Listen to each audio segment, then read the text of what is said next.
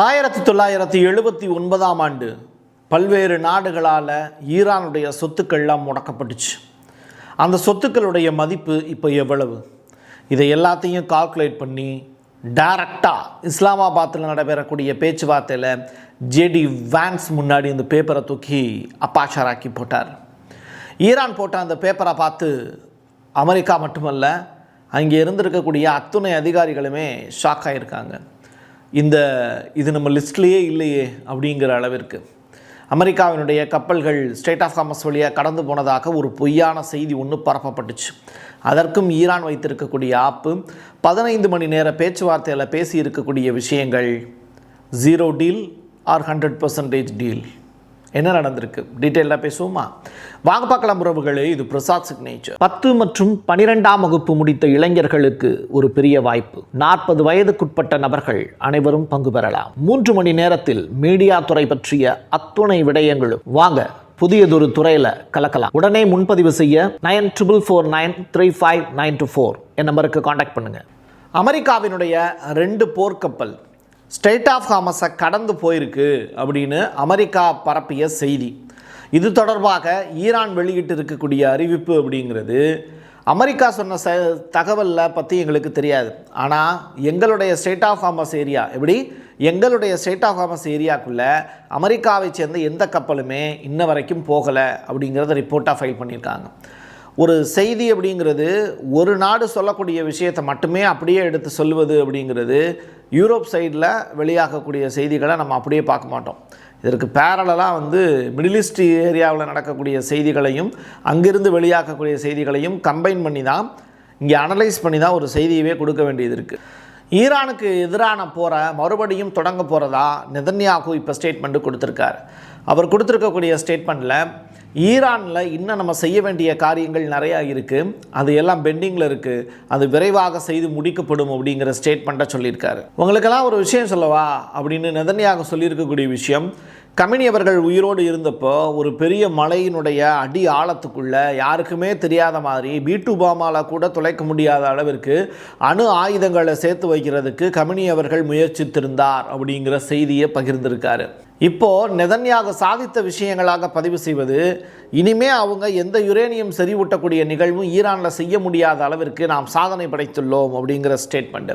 போர்ட்டோவினுடைய தாக்குதல் அப்படிங்கிறது விஞ்ஞானிகளுடைய படுகொலைங்கிறது நமக்கு கிடைத்த மிகப்பெரிய அளவிலான வெற்றி ஈரானில் அப்படிங்கிறதையும் பதிவு செஞ்சுருக்காரு.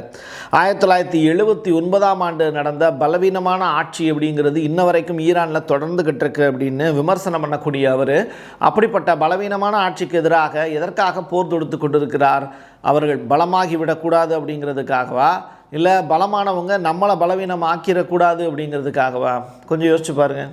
ஒரு 15 மணி நேர பேச்சுவார்த்தை அப்படிங்கிறது அவ்வளவு சாதாரணமான விஷயம் கிடையாது. வெள்ளிக்கிழமை நடக்க இருந்த பேச்சுவார்த்தை அப்படிங்கிறது சனிக்கிழமை தொடங்கியிருக்காங்க. சனிக்கிழமை சாயங்காலத்துக்கு மேலே தான் அந்த பேச்சுவார்த்தை தொடங்குச்சு. இரவு முழுவதும் அந்த பேச்சுவார்த்தை நடந்ததாக செய்திகள் பரவுது. 15 மணி நேர பேச்சுவார்த்தையில் என்ன முடிவு எட்டப்பட்டிருக்கு அப்படிங்கிற தகவலை பொறுத்து இந்த பேச்சுவார்த்தையில் கைதிகளுக்கான பரிமாற்றம் உள்ளிட்ட விஷயங்கள் பேசுபொருளாக மாறி இருக்குது. பொருளாதார ரீதியாக ஈரான் முடக்கப்பட்டது தொடர்பான விவரங்களும் பேசுபொருளாக மாறி இருக்குது. அது மட்டும் கிடையாது, போர் நிற்கணும் அப்படின்னா பெர்மனன்ட் சொல்யூஷன் என்ன அப்படிங்கிறத பற்றி தான் அதிகமான அளவில் பேசியிருக்காங்களாம் அதிக நேரத்தில். ஸோ நான் ஏற்கனவே சொல்லியிருக்கேன், பாகிஸ்தானை சேர்ந்த அதிகாரிகள் ஈரான் சேர்ந்த அதிகாரிகள்கிட்ட பேசுவாங்க. அவங்க தான் அந்த ரிப்போர்ட்டை யார்கிட்ட கொண்டு போய் கொடுப்பாங்க? பாகிஸ்தானில் இருந்து டைரெக்டாக அமெரிக்காவுக்கு அந்த தகவலை கொண்டு போய் கொடுப்பாங்க. அப்புறம் அமெரிக்கா சொல்லக்கூடிய விஷயத்தை அதை கேட்டுக்கிட்டு பாகிஸ்தான் அதிகாரிகள் மறுபடியும் ஈரானுடைய டெலிகேட்ஸ்ட்டை சொல்லுவாங்க. இப்படித்தான் போயிட்டு இருந்தது. அதனால தான் இவ்வளோ டிலே. ஐக்கிய அரபு எமிரகம் இப்போ கோபத்தில் இருக்காங்க அப்படிங்கிற தகவல். எங்களை இந்த பேச்சுவார்த்தைக்கு ஏன் கூப்பிடல அப்படிங்கிற கடுப்பில் இருக்காங்க அப்படிங்கிறது. அது மட்டும் இல்லை, ரஷ்யா, சீனா, கத்தார் மற்றும் சவுதி அரேபியா போன்ற நாடுகள் பார்வையாளர்களாக கூட கலந்து கொள்கிறதுக்கு அனுமதி கொடுத்தாங்க. ஆனால் யுஏஇ மட்டும் கலந்துக்கிறதுக்கு ஏன் அனுமதி கொடுக்கல பாகிஸ்தான் அப்படிங்கிற அந்த கேள்வியை கேட்டிருக்காங்க. ஐக்கிய அரபு எமிரகம் சமீபத்தில் பாகிஸ்தானிடமிருந்து $3.5 பில்லியன் அளவிற்கான கடனை திருப்பி கேட்டது தான் இங்கே பிரச்சனையாக மாறி இருக்குது அப்படிங்கிற தகவலும் வெளியாயிருக்கு. இது யுஏஇக்கு கொடுக்கப்பட்டிருக்கக்கூடிய மிகப்பெரிய அளவிலான அவமானமாக அவங்க கருதுகிறாங்க. காரணம் என்ன அப்படின்னா, வளைகுடா நாடை சேர்ந்த மற்ற நாடுகள்லாம் பங்கேற்று இருக்காங்கல்ல ஒரு பார்வையாளராக, எங்களை மட்டும் ஏன் கூப்பிடல அப்படிங்கிற கவலை அவங்களுக்குள்ள இருக்குது. மீட்டிங்கில் நடந்த மிக முக்கியமான செய்தி ஒன்று வெளியாகிருக்கு. அது என்ன அப்படின்னா, ஜேடி வான்ஸ் அவர்கள் சைட்லேருந்து சொல்லியிருக்கக்கூடிய விஷயம், ஸ்ட்ரெய்ட் ஆஃப் ஹார்மஸை திறந்து விட்டுட்டீங்க அப்படின்னா, அமெரிக்கா போகிறதுக்கு அனுமதி கொடுத்துட்டீங்க அப்படின்னா, நீங்கள் அந்த இடத்துல எந்த விதமான பேமெண்ட்டும் வாங்காமல் இருந்தீங்கன்னா இந்த போரை நாங்கள் நிரந்தரமாக நிறுத்திடுவோம் அப்படிங்கிற ஸ்டேட்மெண்ட்டை சொல்லியிருக்காங்க. இனிமேல் அமெரிக்கா அவங்கள தாக்காதுங்கிற வாக்குறுதியும் கொடுத்துருக்காரு. அதுக்கு அப்பாச்சாராக்கி சொல்லியிருக்கக்கூடிய விஷயம், யாரிடம் என்ன வல்லமை இருக்கிறது அப்படிங்கிறத உலகம் பார்த்துக்கிட்டு தான் இருக்குது. ஈரான் சைடில் இருந்து நீங்கள் ஈரானுடைய சொத்துக்கள் முடக்கி வச்சுருக்கீங்க, 11 ட்ரில்லியன் ரியால் அது அப்படின்னு சொல்லியிருக்கார். அதை கேட்டவுடனே அப்படிலாம் நாங்கள் எதுவும் சொத்துக்கள் எல்லாம் முடக்கலையே அப்படின்னு அமெரிக்கா சைட்லேருந்து சொல்கிறாங்க. அதுக்கு ஈரானுடைய ஃபாரின் மினிஸ்டர் சொல்லியிருக்காரு, 1979 இஸ்லாமிக் ரெவல்யூஷன் அப்படிங்கிற ஒரு விஷயம் ஈரானில் பற்றிட்டு இருந்துச்சு. அதற்கு பிறகு முழுக்க முல்லாக்களுடைய ஆட்சிகளுக்கு போயிடுச்சு. அந்த டயத்தை யூஸ் பண்ணி ஐரோப்பா, ஜப்பான், தென்கொரியா உள்ளிட்ட நாடுகள்லாம் சேர்ந்து எங்களுடைய சொத்துக்களை முடக்குனீங்க. 45 ஆண்டுகளுக்கு மேலாக அந்த சொத்துக்களுடைய வளர்ச்சிங்கிறது குட்டி போட்டு இப்போது 11 ட்ரில்லியன் ரியாலாக மதிப்பு உயர்ந்திருக்கு. அது பூரா கொடுங்கடா அப்படின்னு கேட்டிருக்காரு. இதுதான் இங்கே பிரச்சனைக்கான காரணம். இந்த ரூபாயை கொடுக்கறதுக்கு அமெரிக்காவோ இல்லை மற்ற நாடுகளோ சம்மந்தம் தெரிவிப்பாங்களா அப்படின்னு கேட்டால் அதுதான் கொஸ்டின் மார்க்.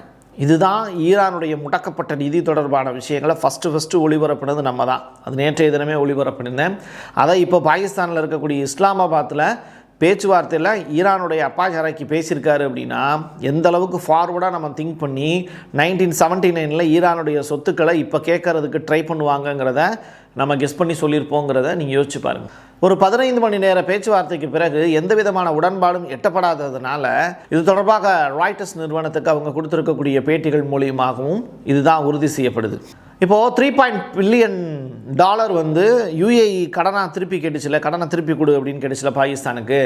அப்போது பாகிஸ்தான் சைட்லேருந்து நிராயுதபாணியாக நிற்கிறாங்க. உடனே சவுதி அரேபியா நான் உனக்கு ஹெல்ப் பண்ணுறேன் அப்படின்னு சொல்லிட்டு $5 பில்லியன் இப்போ கடனாக சவுதி அரேபியா கொடுக்குறாங்க பாகிஸ்தானுக்கு. இதை வச்சு உன் கடனையும் அடைச்சிடு, அதே நேரத்தில் செய்யக்கூடிய தொழில்களையும் சேர்த்து வச்சு செய்ய அப்படின்னு பாகிஸ்தானை வளர்த்து விடுது Saudi Arabia. So Saudi Arabia யுஏஇக்கு ஆப்போசிட்டாக செயல்படுதா அப்படின்னு கேட்டால் ஆமாம், அதான் உண்மை.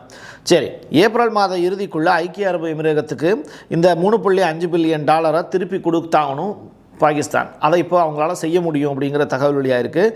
இப்படிப்பட்ட சூழ்நிலையில் ஷபாஸ் ஷெரீப், பாகிஸ்தானுடைய பிரதமர் ஷபாஸ் ஷெரீப் உடனே இந்த மீட்டிங் இஸ்லாமாபாத்தில் நடந்துக்கிட்டு இருக்கக்கூடிய இப்படிப்பட்ட சுச்சுவேஷனில் இதை அப்படியே போஸ்ட்போன் பண்ணிவிட்டு இந்த இடத்துலேருந்து கிளம்பி டைரெக்டாக சவுதி அரேபியாவுக்கு ஓடுறார்.